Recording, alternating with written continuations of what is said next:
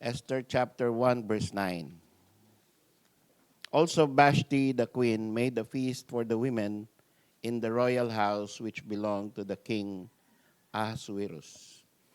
So, I want to preach to you about Vashti, the rebel queen. So, ito po ay binasa last time at tayo po ay nakakita. Sometimes, I think, saan kaya kukuha ng message? Sometimes doon sa mga Sunday school, doon sa Riyadh, no? Minsan ay merong magandang points na gusto ko pang expound. And this time ay itong nabasa sa Bible reading, tama-tama na andito tayo sa Esther. So, ito pong pangalan, Vashti, ay parang Medes and Persians, no? At ito po ay ang modern Iran, no? Ang pag sinabing Persia, yan ay ang Iran ngayon. So parang Vashti is parang Iranian sounding name. And noon pa man ay meron na ang mga kaharian, meron mga hari, may reyna. At matututunan natin sa pagbabasa ng Book of Esther, ano yung kultura nila noon. Na hindi naman pala nalalayo sa behavior ng mga asawa, ng mag-aasawa ngayon. At sana po ay intayin natin yung conclusion. No? Huwag muna tayong magkaroon ng may tina-target ba o wala. Wala muna tayong conclusion. Kundi tingnan lang natin how the story develops and how it will be applicable to our lives. Now, in Esther 1:9, it says, Vashti the queen made a feast for the women. So this is a women's fellowship. Di ba? Feast for the women. So mga babae lang magkakasama. At si Vashti ang pinuno. Siya ay nag-enjoy ng certain privileges galing sa kanyang asawa. Kasi hindi naman siya warrior. Hindi naman siya kumikita, hindi naman siya noble. Siya ay, kaya lang napunta dun sa palasyo, si Vashti, dahil asawa siya ng hari. So yung hari, yun talaga ang entitled sa lahat ng bagay sa kaharian. Pero dahil sa Irena, she has the privilege from her husband to make a feast at the gastos siya ng kaharian. Diba? Gastos siya ng kaharian, yung piyesta na yan, yung pagkain na yan. Dito, pag kumakain tayo, no? Nung last time tayo ay nag-anniversary, ang ginastos yata natin, 30,000. Tama ba? Ang budget natin, 30,000. No? Si Brother Jun ang ating director noon sa anniversary. So, 30,000, maliit lang tayo, konti lang tayo noon. So, ito ay siguro royal feast. Pagka ikaw ay pumunta sa City of Dreams, ang buffet doon ay 3,000. Doon sa Okada, 5,000 per head. No? So, we can only dream about going there and eating. Pero yung iba, nakakain na ron. So, good for you. No? Kami hanggang panag-inip na lang. City of Dreams na lang kami. Pero ito si Vashti, talagang enjoy niya. Kahit ano, sige, tara, mga kumare, attend kayo. Gusto ko mag-celebrate? Dito tayo sa Royal House. Hindi lang basta-basta palasyo, Royal House.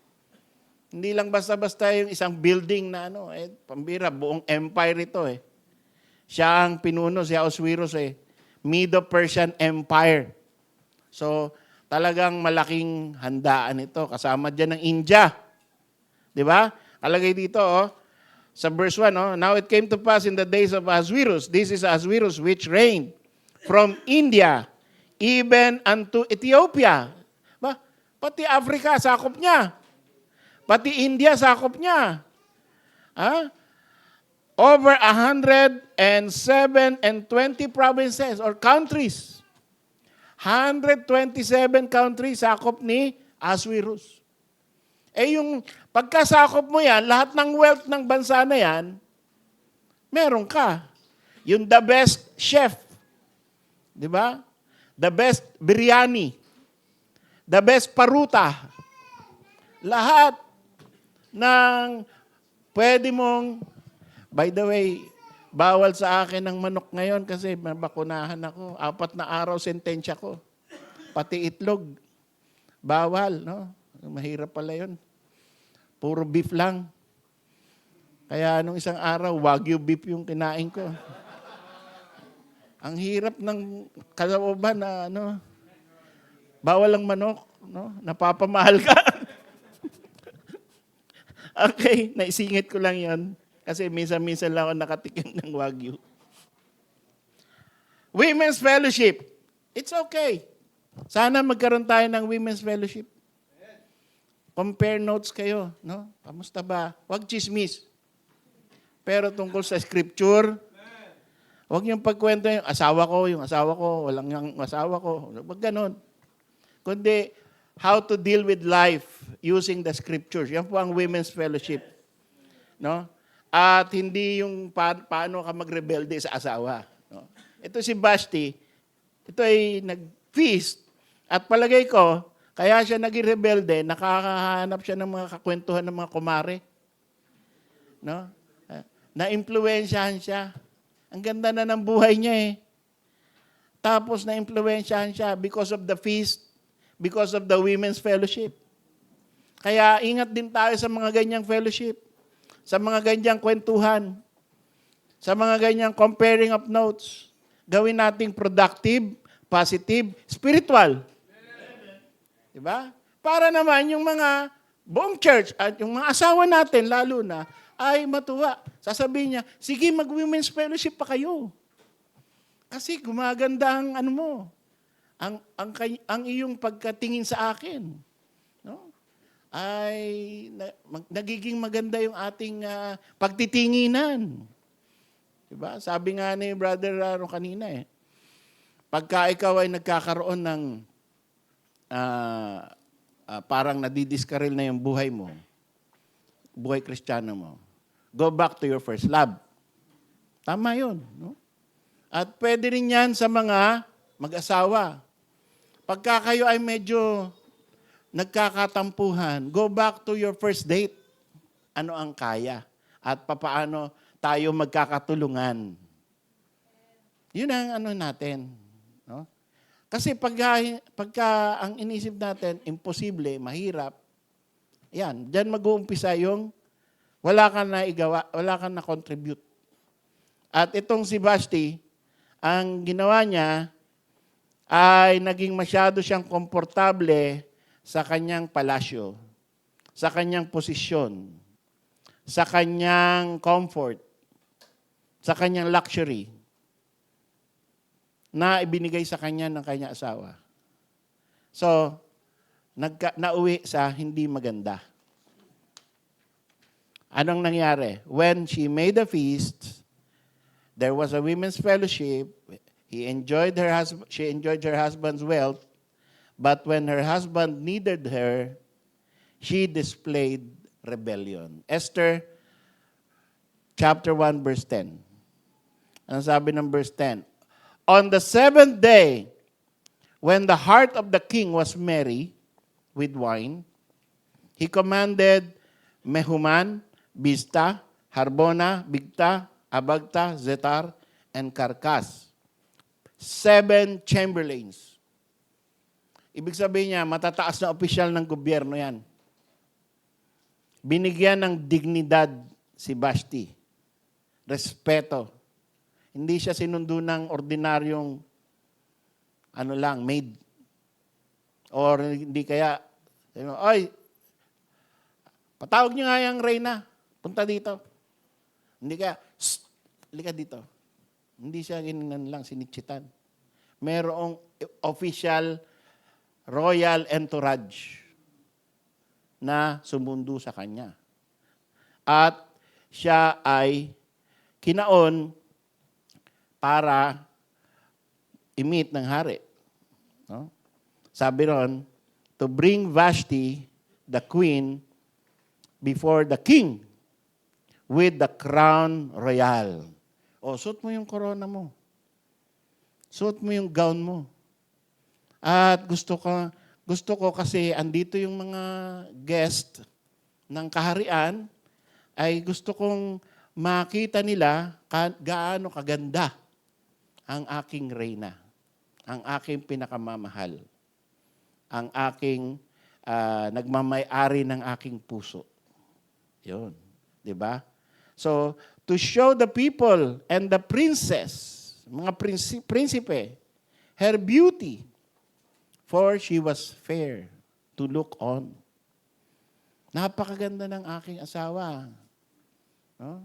Gusto kong hangaan nyo siya kasi kukunin natin siya, papakita natin siya. Okay?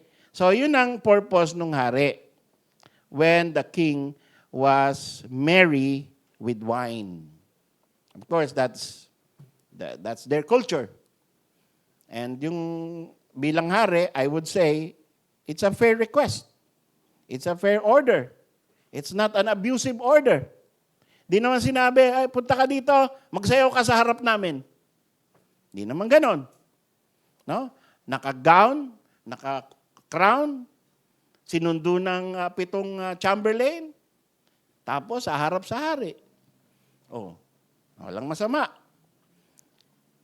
But, the Queen Vashti refused to come. Hindi siya submissive, ano? Napakadali ng, pupunta lang.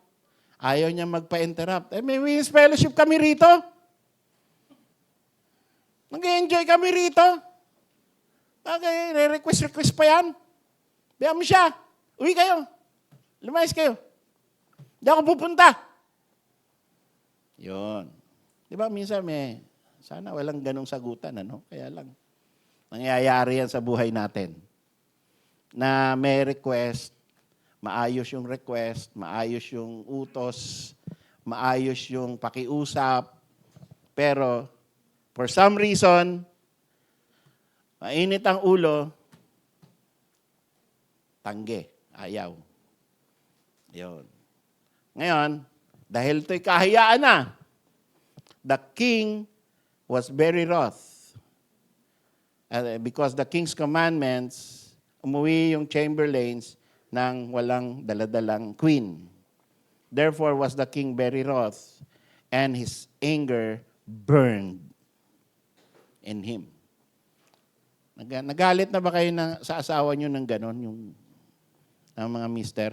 Yung talagang parang umuusok yung tenga mo sa galit. Burned eh. Di ba? Sobrang galit ka talaga. So that is extraordinary. Pahiya siya eh. Kasi may feast. Andun yung mga prinsipe. Naghihintay ng kanyang queen. Tapos sinabi na niya, patawag. So, ine-expect na ng buong court, ng buong empire, ng mga rulers. Naku, makikita natin si Queen Vashti. Naku, exciting. No? Na balita ako, napakaganda ng asawa ng ating King Ahasuerus. No? Sige, tayo natin. Biglang bumalik yung 7, ayaw po, mahal na hari eh. What? Ayaw. Yun. So, siyempre, ikaw man naman ang ganunin. Anong gagawin mo? Iinit din ulo mo. Okay, so, this is what happened, ano? The title queen went to her head. Lumaki ang ulo. She was given independence and the love. She was given rights, influence. She was given even the house royal. Binigyan siya ng access sa palasyo. Binigyan siya ng power. But she became vain in her own imagination. Minsan, yung beauty natin, yung power na ibinibigay sa atin, yung privilege na binibigay sa atin, both men and women, goes to our head. And we say, ayoko magpa-estorbo. Huwag niyo akong abalahin. Ako ay busy sa pag-enjoy ng aking privilege. May karapatan ako dito, no? Yan. Lalo na yon. Pag sa tingin mo, dahil binigyan ka ng importansya, pagmamahal, privilege, isipin mo, may equal rights ka na. Isipin mo, pareho na kayo ng level. Ikaw, Reyna, yung hari, pareho na kayo ng level. Pareho na kayo ng prestige. That goes already to your head. You become vain. And therefore, that is si Vashti ay masasabi nating member ng feminist movement. No? Nagkaroon siya ng women's rights movement. Kaya nagkaroon ng hindi magandang result. She heard that the intention, I think, no? She heard that the intention of the king was to show her to the people, wearing a crown, showing her beauty. Instead of appreciating, hanga pa rin sa akin ng asawa ko. It became the reverse. Bakit ako ino-objectify ng asawa ko? Diba? There are always two ways of looking at things. Ginagawa akong sex object nitong asawa ko. Diba? Negative. Instead of thinking, pinapatawag niya ako. Gathering yun ng mga top in all the world. Tapos, pagsusuotin niya ako ng maganda para dalhin dun sa kanyang katabi niya sa trono. Wow! Hanga pa rin sa akin ng asawa ko. Mahal na mahal ako ng asawa ko. Di ba yun ang dapat? Imbis na gano'n, sabi niya, pambihira to Objective ano yan? Ang thinking niyo, woke. Woke. Si Basti yung unang woke. No? Kasi baligtad ang utak Imbis na i-appreciate, ay nawalan siya ng respeto sa asawa niya. Ayaw niyang magpakita. Sabi niya, my body, my choice. Di ba? Katawan ko to Bakit niyo ako yung objectify? Ayoko! So yun. Ang nangyari? Natanggal siya sa pagiging reyna. Kasi, rebelde She forgot that her husband is the king and she is only the queen. She thought they were equals. Men's vanity, hindi natin maaalis na ang mga men, vain din. At sila rin, minsan, ang nagiging dahilan kung bakit nagkakaroon ng hiwalayan, nag-cheat yung mga yan. No? Maraming ginagawa yan na mga hindi maganda sa bahay. No? To be fair, hindi lang naman babaeng rebelde ang... Minsan, kaya rebelde yung babae kasi nauna yung lalaki. Diba? Tanggapin natin yon. Pero, kapag ganun ang nangyari, no? Baptist women, I'm talking to Baptist women. Pagka halimbawa, hindi maganda ang behavior ng iyong asawa, being a Baptist, tama ba na maghiganti ka? Tama ba na magrebelde ka? Anong sabi? Avenge not yourselves. Di ba? Huwag tit for tat. Kasi ang Panginoon, hindi ganun. Tinuturan tayo ng Panginoon. Na kagaya ng last Sunday's sermon, maging matiisin tayo. No? Porket ginawan ka ng masama, iisipin mo, paano ko ba gagawan to ng masama? Meron siyang kabit, sige, magkakabit din ako. Ano ba yun? No? Lahat ng pera, sinusolo niya, sige, Magtatrabaho na lang ako at lahat ng pera ko akin lang. Yun. So that happens. And it's sad. But it ought not to happen to Baptist women. To people who are in the faith. Maaari nangyayari yan doon sa mga hindi ligtas. Pero kapag ligtas tayo, member tayo ng church, ang turo ng Panginoon ay Ephesians 5:22. At ito yung nakakarindi doon sa mga babaeng ayaw dito. No? Pagka kinakot ko na Ephesians 5:22, choppy. Wives, submit yourselves unto your own husbands as unto the Lord. See? Yun ang advice. Yun ang command ng Holy Spirit sa mga babae. Sa mga wife. Kaya kahit kayo dalaga pa lang, mga dalaga, makinig kayo. Ang hinahanap nitong mga Baptist na binata ay yung makakasunod sa Ephesians 5:22. Tandaan niyo yan.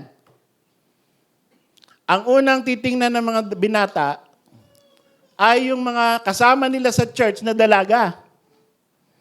Alangan namang humanap pa yan sa batasan. Layo-layo. No?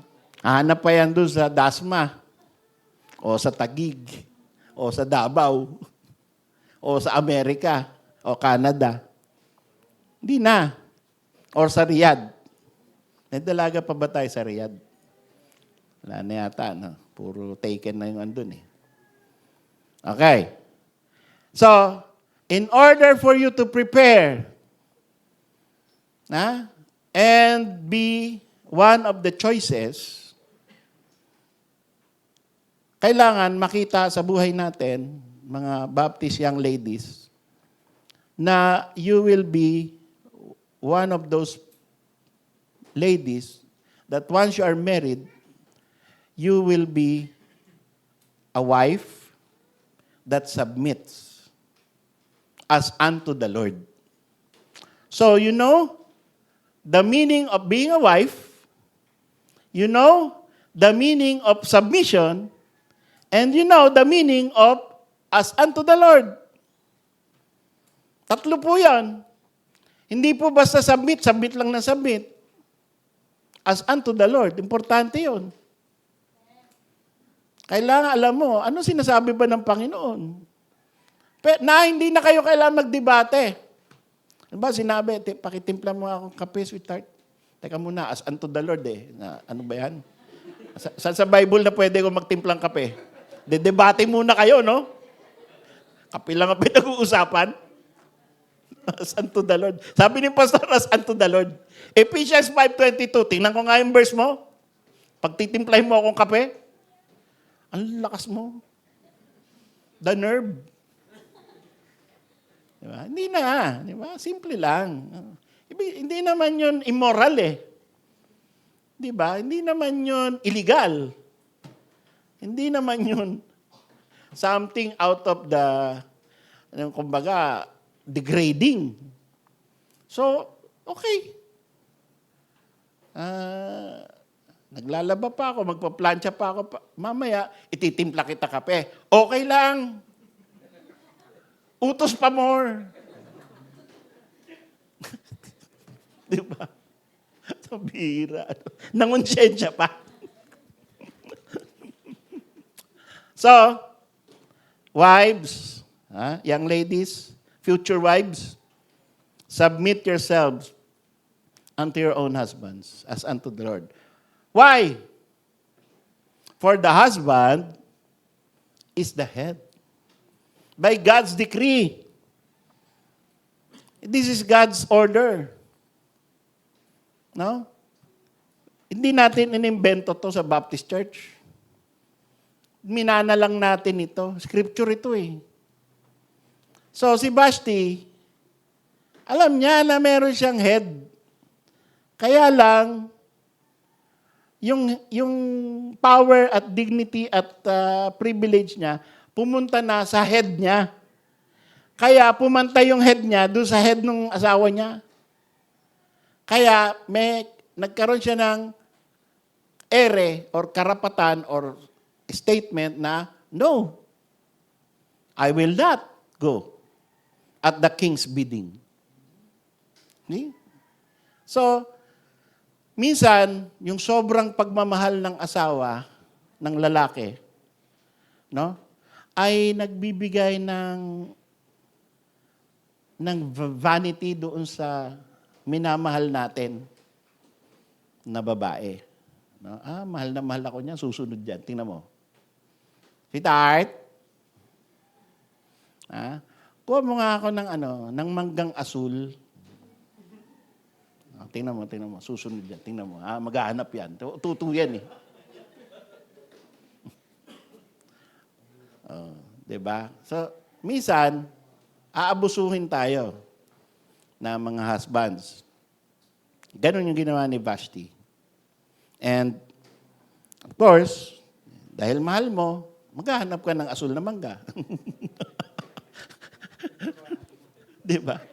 Pintura mo. Very wise. So, husband is the head. Huwag natin kakalimutan yon. That is God's decree.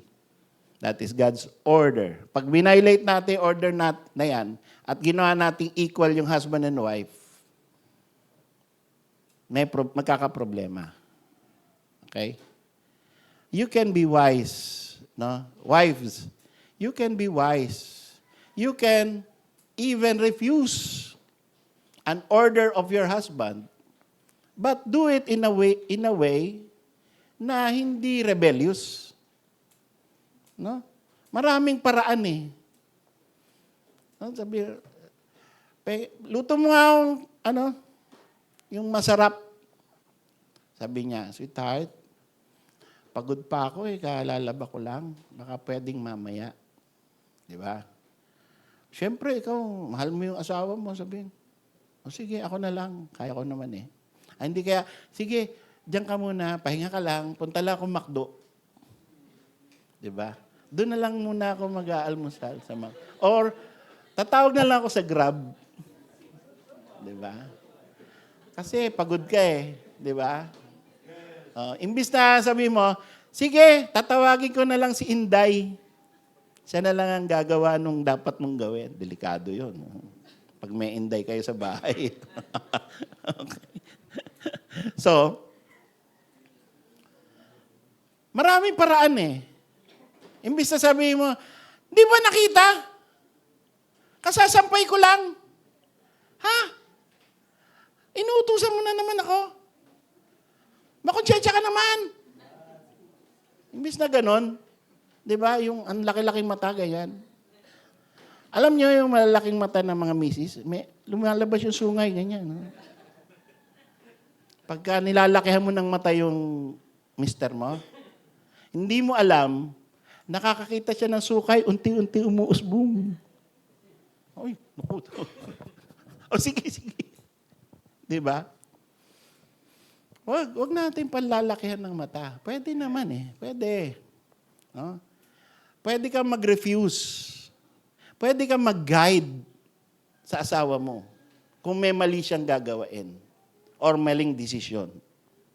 Na hindi mo sinisigawan. Na hindi ka nagiging rebellious. Na hindi ka nagmumukhang nag-overpower ka na or pinapantayan mo yung kanyang headship na gusto mo rin maging head. Pwede. Wisdom.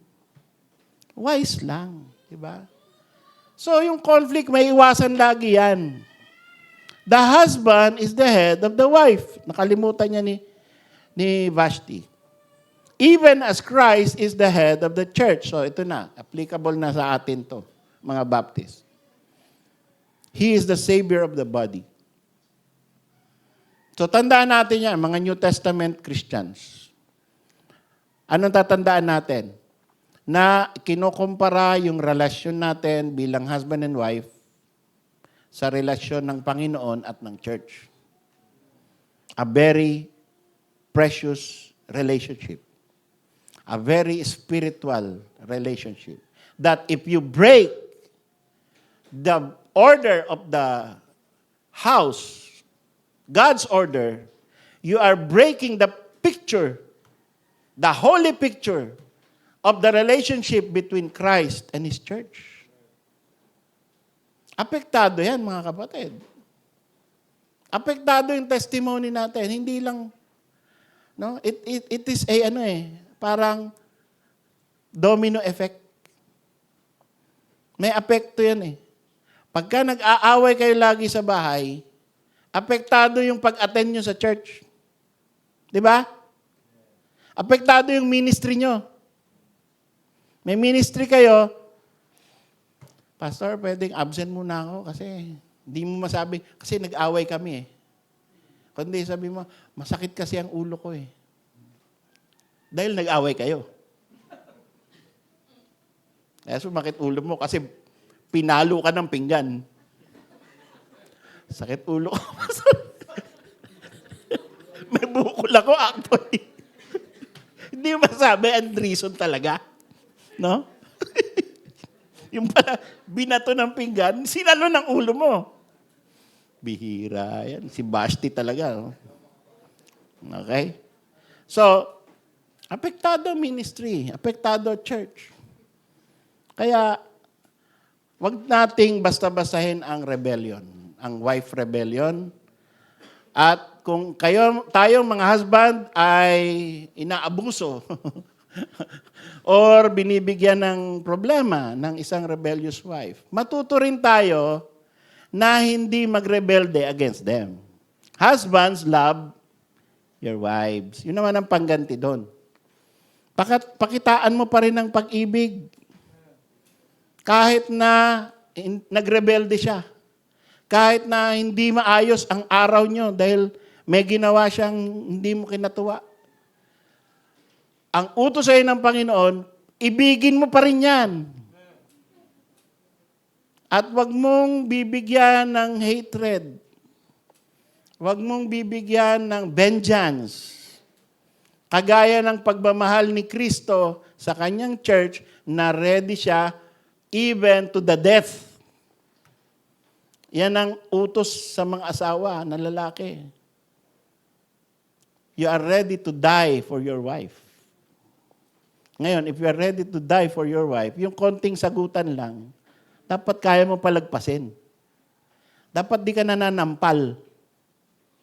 Naninipa. Karoon tayong problemang ganyan sa Riyadh. No? Umaten ng church yung isang babae, may pasa. No? Sabi, ba't mo sinasaktan asawa mo?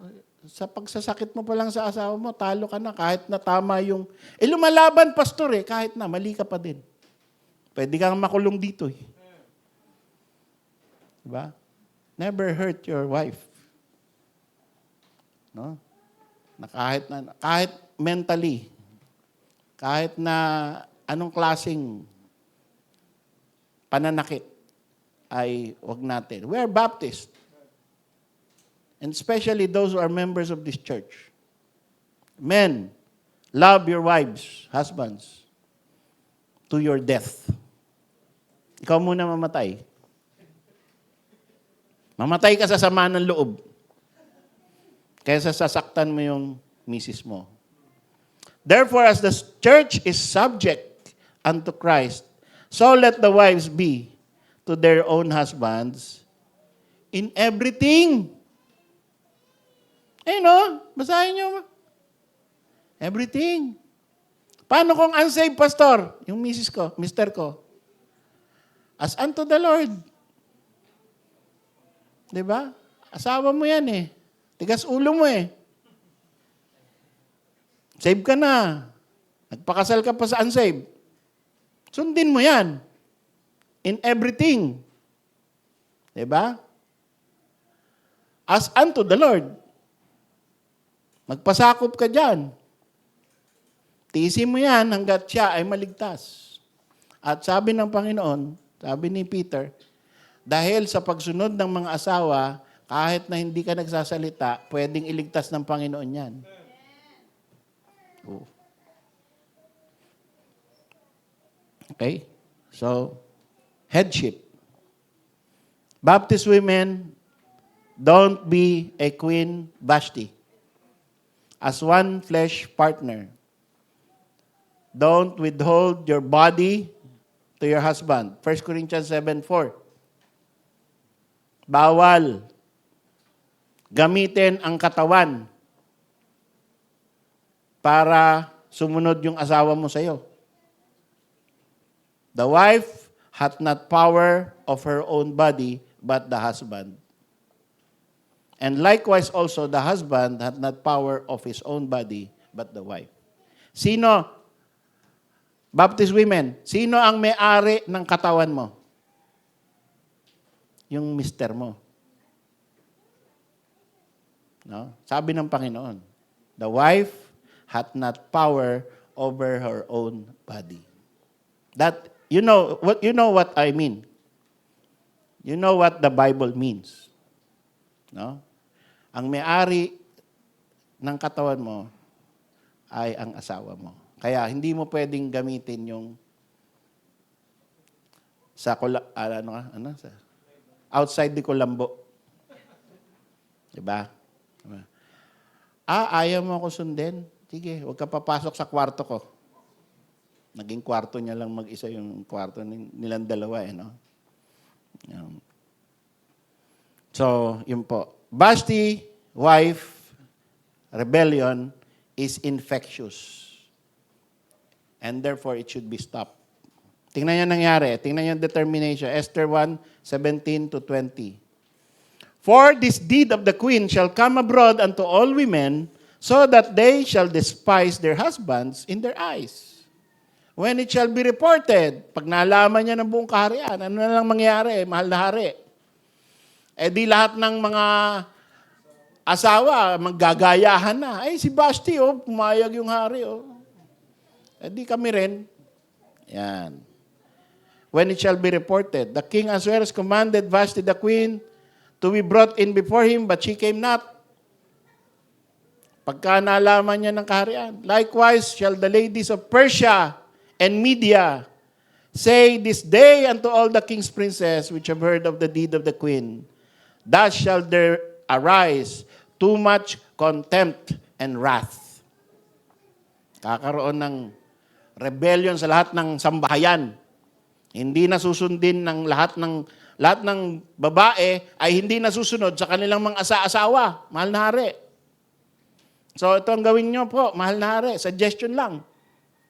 If it please the king, let there go a royal commandment from him, and let it be written among the laws of the Persians and the Medes, that it not be altered, that Vashti come no more before King Ahasuerus, and let the king give her royal estate unto another that is better than she.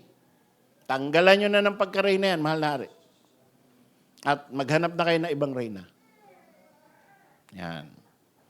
And when the king's decree which he shall make shall be published throughout all this empire, all the wives shall give to their husbands honor, both to great and small. Yun. So, ito yung tinatawag ko na batas, no? Na ginawa in reaction to the rebellion of Vashti. Ang title ng batas na to, ibalik ang dignidad ng kalalakihan. Yan ang title ng batas na yan.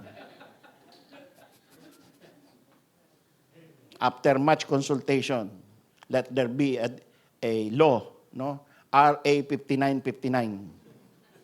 Ibalik ang dignidad ng kalalakihan. Yan. So, yun po, na pinirmahan po ni President Ahasuerus yung decree na yan. At therefore, hindi natuloy, hindi pinamarisan si Vashti. Kaya yan yung binasa ni Er kanina, naghanap ng bagong reyna. Baptist women, it is not just husband's honor, men's honor, but the honor of Christ. Ang pinag-uusapan natin dito, tinataas natin dito si Kristo, hindi lang to couples fellowship, but the honor of Christ. Kita nyo, kanina pa, no? Ephesians chapter 5. Apektado, kapag kayo nag-aaway, kayo mga Baptist, babae, lalaki, asawa, husband and wife, apektado ang testimony nyo bilang mga mananampalataya. Pagka yung babae lang ang mananampalataya, apektado ka pa rin bilang isang member ng Panginoon, ng church. So, Baptist women, you uphold the honor of your husband. You love your husband, honor your husband, submit to your husband, as you honor Christ. As you honor the Lord. Ephesians 5:22-24 talks about submission, talks about church being subject to Christ as the head. So many churches today are rogue. May mga churches ngayon na kung ano-ano ginagawa sa kanilang worship service. Comparatively, mga babae na hindi sumusunod sa kanilang asawa, kung ano-ano ang ginagawa activity. Na tutol, na labag sa labag sa dignidad ng kanilang asawa. Minsan, hindi natin nahalata, no? Baptist women. Hindi natin nahalata na yung ating mga asawa pinagtatawanan ng ibang mga lalaki. At napipighati. Kasi may ginagawa tayo na sinusunod natin yung gusto natin. Na hindi na natin pinag-iisipan masyado. Kasi ang iniisip mo, may rights naman ako eh. Kaya, bilang mag-asawa, bilang isang Baptist home, you are to consider the testimony of the Lord, the testimony of the church, that the Word of God, and in your decision, whether kung saan ka pupunta, magtatrabaho ka ba, kikita ka ba, magkakaroon ka ba ng activity, submit. And show to your husband that he is important to your life. Don't be rogue. Don't do as you please kung may asawa ka. Kung gusto mo, you do as you please, huwag ka mag-asawa. Diba? Ang ididil mo lang, tatay mo. Oh, doon ka lang. Huwag ka mag-asawa. Kapatid mo, tatay mo. Yun lang. Pero pag nag-asawa ka, baguhin mo isip mo. Yun ang boss mo. Sabi ng Panginoon. Kaya wag mong, wala ka ng karapatan na gawain kung ano lang gusto mo, kahit kailan, kahit saan. Dahil kayo'y one flesh. That is the problem of Vashti. She was freestyle, freelance, free will, free for all, everyone doing that which is right in her own eyes. And that is always a problem. Kaya nagkaroon ng flood. Everyone doing that which is right in their own eyes. Kaya nagkaroon ng judgment ang Israel. Every time wala nang hari, everyone did that which is right in their own eyes. Kasi walang judge, walang hari, walang prophet. Kanya-kanya. Judgment comes sa bahay, sa bansa, pagka yan ang nangyayari. So pagka may judgment sa bahay nyo, pagka may problemang malaki na dumating sa bahay nyo, consider anong ginawa nyo in the past. Isipin mo, Panginoon, may ginawa ba ako? O ito ay kagaya ni Job. Dalawa lang naman yan eh. Diba? Faithful ka sa Panginoon, dumating ang problemang malaki. Wala ka makitang problemang ginawa mo against God. Kagaya ni Job, trial. Sinusubukan ng Panginoon. At ibig sabihin niyan, ibe-bless ka ng 7 times. pagkatapos niyang trial niyan. Pero kung naisip mo, meron akong ginawa na hindi nagustuhan ng Panginoon, alam ko na kung ano. Ano susunod mo gagawin? Reconcile? Kung meron kang minali na tao? Reconcile? Magkaroon ka ng restitution? Tapos, repentance. Tatlong R. Reconcile, restitution, repentance. And what will the Lord do? Restoration. Pang-apat na R. Diba? Babalik yung former times. Gaganda na ulit. So, yan po ang sinasabi, nakita natin sa Bible, na mali, na hindi dapat pamarisan, at tayo po ay mga tao ng Diyos. Kailangan kumilos tayo, magdesisyon tayo ayon sa salita ng Diyos. Tayo po tumayo.